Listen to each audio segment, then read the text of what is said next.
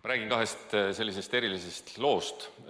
Esimene on 2 nädalat tagasi, tuli siia kogudusse, tulid armsad inimesed ja tõid ühe, ma julgen pakkuda äkki 40-ndates inimese, ühe mehe, kellel oli klaasistunud pilk ja tal ei olnud absoluutselt mingit elutahet, elu lootust.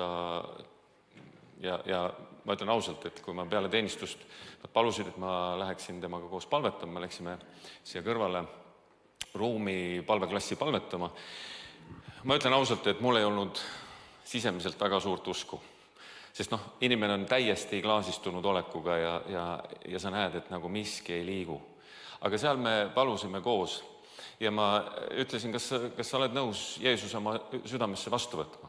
Ja ta ütles jah. Ja siis me palusime patuse palve ja väliselt nagu midagi ei juhtunud, ainult üks asi hakkas juhtuma, see oli see, et tal lihtsalt pisarad hakkasid voolama. Ja siis tuli veel armas Ülle ja me koos palvetasime tema eest. Üleeile ma sain sõnumi. Ta elab Soomes ja ta ütles, et elu on täiesti muutunud. Ja kõik see raskus, kõik see, mis ta elus on, need probleemid ei ole lahenenud, aga elu on muutunud. Ja ma tahan sellepärast seda lihtsalt esile tuua, et sõbrad, kui meil keegi palub, et tule ja palveta, ärme tõmbu tagasi, ärme heida meelt, ärme karda, vaid Jumal teeb oma töö. Jumal teeb oma töö. Meie asi on teha oma asi. Ja vahetevahel sa vaatad nagu väliselt justkui mitte midagi ei muutu, aga muutub. Muutub, sest Jumala sõna on jah ja aamen ja see teeb, milleks ta on välja läkitatud. Teine tunnistus on selline, ma sain eelmisel nädalal käia patriarhi juures ja selle patriarhi nimi on Enoch Haamer. Ta on kodus külas esimest korda ja ta tervislik seisund ei ole kõige parem tänasel hetkel ja ta abikaasal samuti. Ja tal oli vägev usk, et kui me koos palvetame, siis midagi juhtub. Jällegi, võib-olla väga nähtavalt midagi ei muutunud, aga selle tunnistuse osa on see, kui ta üleeile mulle helistas ja ütles, et tead, ma sain ühe selguse enda südamesse oma tervise kohta ja ta ütles, et ta oli nii rõõmus ja tänulik selle üles, et ta sai selle selguse.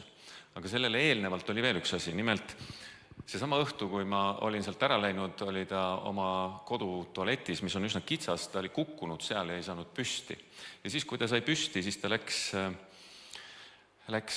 tal on teisel korrusel on magamiskoht, magas ööse ära ja hommikul ei saanud voodist püsti.